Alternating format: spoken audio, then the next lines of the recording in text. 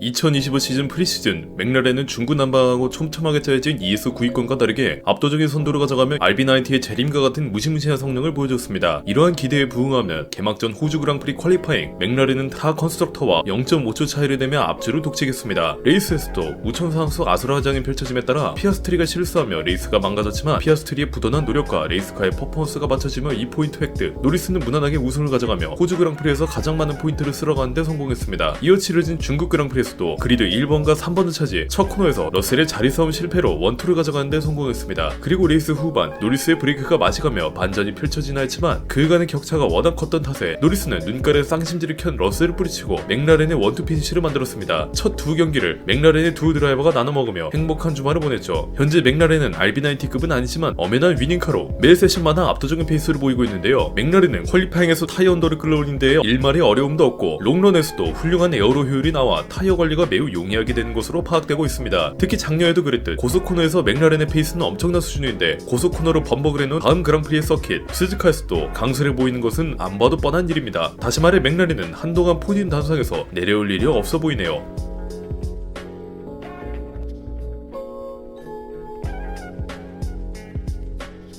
이번 개막전에는 헤저, 두한, 로슨, 베어먼, 안토넬리, 보틀레토 총 6명의 루키가 데뷔했습니다. 하지만 F1 레이스카로 처음 레이싱을 치르는 와중 하늘은 무심하게도 트랙에 마구 물줄기를 뿌려댔고 이에 따라 수많은 가라선 같은 루키들이 전부 벽과 합체되며 실력을 펼칠 기회를 잃었습니다. 이런 와중 키미 안토넬리의 퍼포먼스는 루키들 중에서도 단연 돋보였습니다. 안토넬리는 성능이 제법 올라온 레이스카의 특기도 있지만 그럼에도 4위로 피니시해 개막전에서 포인트를 딴 최연소 F1 드라이버에 등극했습니다. 중간에 스핀으로 순위를 잃기도 했으나 차에 영향은 없었고 이후 적절한 타이어 전략과 빈틈없는 추월로 성과를 내는 데 성공했죠. 가히 많고 많은 루키들 중 가장 돋보이는 원석으로 베르스타펜의 후예라는 별명이 이제는 사실처럼 자리 잡혔습니다. 하지만 이번 두 그랑프리에서 러셀도 큰일을 해냈습니다. 러셀 또한 위닝카라 하기엔 2% 모자란 메르세스로 페라리, 레드불 레이스카를 전부 뒤로 보내며 대단히 많은 포인트를 획득했는데요. 특히 중국 그랑프리 퀄리파잉에선 프론트를 독식할 줄 알았던 맥라렌을 반으로 갈라버렸고 중반부 얼굴이 일그러진 르클레르의 레이스카가 따라왔지만 끝끝내 저지하며 다시 한번 포디움에 올랐습니다. 2024년 메르세스의 팬들은 루이스 해밀턴이 떠남에 따라 러셀이 과연 메르세스의 퍼스트로 적합한지 의구심을 품기도 했는데요. 일단 지금까지만 봤을 때는 그런 걱정은 할 필요가 없어 보입니다. 현재 메르세스는 나쁘지 않은 레이스카의 성능, 그리고 든든한 퍼스트 드라이버, 분에 넘칠 정도로 압도적인 재능을 보여주는 세컨드 드라이버까지 메르세스 희망편을 보여주며 밝은 전망을 보이고 있습니다.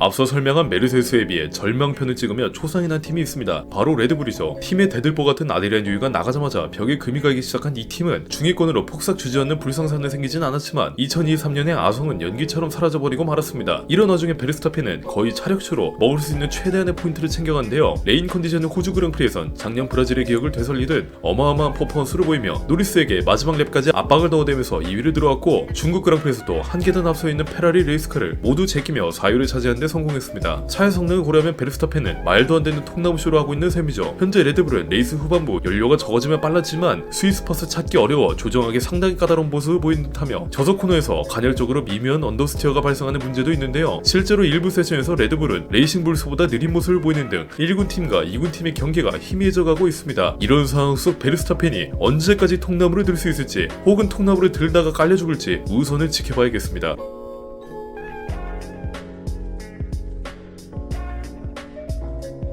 이사 시즌 다른 팀들과 다르게 앞뒤 서스펜션을 모두 풀로드로 들고 오며 변화를 꾀한 페라리. 작년 컨스트럭터를 아쉽게 2위로 마친 것에 대해 약이 오른 건지 이번 시즌 페라리는 꽤나 큰 변화를 들고 오며 전투력 상승을 꾀했습니다. 하지만 맥라렌을 잡기엔 역부족이었습니다. 호주 그랑프리 페라리 듀오는 생각보다 드라마틱한 변화를 일으키지 못하고 퀄리파잉에서 7, 8번 그리드를 받았는데 정작 레이스에선 비가 장대같이 보대며 슬릭 타이어를 들어가 어마어마한 순위 손실을 보았습니다. 결과는 8위와 10위 해밀턴이라는 대어가 페라리로 이적한 첫 레이스라기엔 영시원찮은 성적표였죠. 하지만 그 다음 중국 그랑프리에선 분위기 반전에 성공했습니다. 스프린트에서 피아스트리와 베르스타펜이 물어뜯는 사이 해밀턴이 폴트윈을 가져갔고 레이스에서도 르클레르는 첫 코너에서 프론트윙이 망가졌지만 오히려 조화를 추진하며 걸레짝이 된 프론트윙으로 랩 타임이 양성되는 기현상을 보여줬습니다. 해밀턴 또한 베르스타펜의 자리에 내주긴 했지만 무난히 6위에 등극, 직전 그랑프리의 참담한 성격을 조금이나마 위로하는 데 성공했죠. 에오 하르리아 스스스는 일을 해봤으리 어지용선 어리가 많이 고주고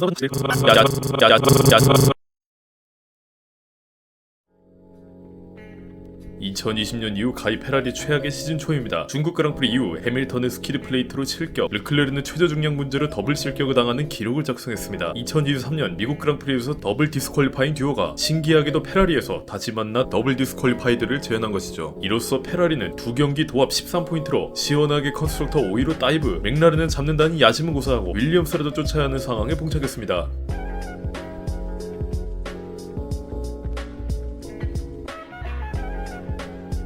아이러니하게도 레이싱불스는 지난 몇 년간 가장 빨라졌습니다. 작년 레드불 레이스카인 RB20를 기반으로 손질을 레이싱불스는 프리시즌부터 상당한 퍼포먼스를 보였고 일부 세션에서 레드불을 능가하기도 해 이젠 레드불 2군이 아니냐 이야기도 돌았는데요. 그러나 이렇게 좋은 레이스카를 들고 레이싱불스는 두 레이스를 모두 전략으로 말아먹었습니다. 호주 그랑프리 유키 치노다가 5그리드를 차지하며 기대감을 모았지만 이내 페라리 피크르와 작전을 공유하기라도 했는지 드라이 컨디션 후 시작된 두 번째 레인 컨디션에서 적절한 대응을 취하지 못해 치노다 유키를 12등으로 처박아 버렸습니다. 이어 치러진 중국 그랑프리에서도 투스톱을 도전하는 도박수를 시도했으나 츠노다의 프런트윙이 늦어가 없이 나무젓가락 마냥 박살이 나버렸고 해전은 잭 또한의 엉덩이 냄새만 실컷 음미하다 퇴근해버렸습니다. 분명 레이스카의 성능은 레드불과 견줄 정도로 살이 오르는 모습을 보였음에도 막상 결과를 보면 츠노다가 스프린트에서 먹은 3포인트가 전부인 대단히 희한한 상황이죠. 포디움 컨텐더까진 아니어도 최소 6위권에 드는 레이스카를 확보한 레이싱불스. 하지만 누가 이탈리아 팀 아니랄까봐 전략과 레이싱 운영에서 대단히 아쉬운 모습을 보이고 있습니다.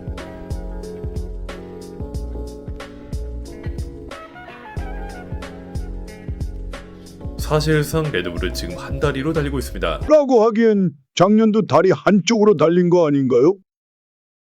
그때는 의족이라도 있었는데 지금은 그것도 없습니다. 이번 페레즈의 자리를 교체하게 된 리암 로스는 어마어마한 부진을 보여주며 실망스러운 결과를 낳았는데요. 두 그랑프리 모든 세션에서 로스는 레이스카에 단 한 번도 적응을 하지 못하며 그리도 최후미를 담당했습니다. 작년엔 페레즈가 레드불 레이스카를 타고 포인트 찌꺼기만 먹어도 욕을 먹었는데 그것보다 몇 갑절은 더 처참한 결과가 나오고 있는 것이죠. 심지어 차는 못 타실지언정 돈이라도 마구 퍼다준 페레즈와 다르게 로스는 돈도 없는 데다 성적은 페레즈보다 안 나오고 있어 현재 F1 인스타그램에 들어가보면 댓글의 절반 이상이 로스 욕으로 점철되어 있는 것을 확인할 수 있습니다. 아이러니한 건 로스는 신분상으로 루키지만 F1 레이스카 경험은 가장 많았는데요. 23년과 24년 매 레이스마다 일치월장한 모습을 보여 F1 시트를 받아봤다가단 말이 많았지만 정작 멍석을 깔아주자 갑자기 답도 없는 부진한 모습을 보이며 홀더의 혈압 수치를 올려대고 있습니다. 물론 아무리 2년간 스파 참전을 했다 해도 로스는 F1 경험이 충분치 않은 상황이고 레드불 레이스카가 현재 다루기 어렵다는 평가를 듣는 점은 참작의 여지가 있지만 하필 또 팀이 레드불이라 로스의 모가지에는 현재 선명한 절취선이 거지고 있습니다.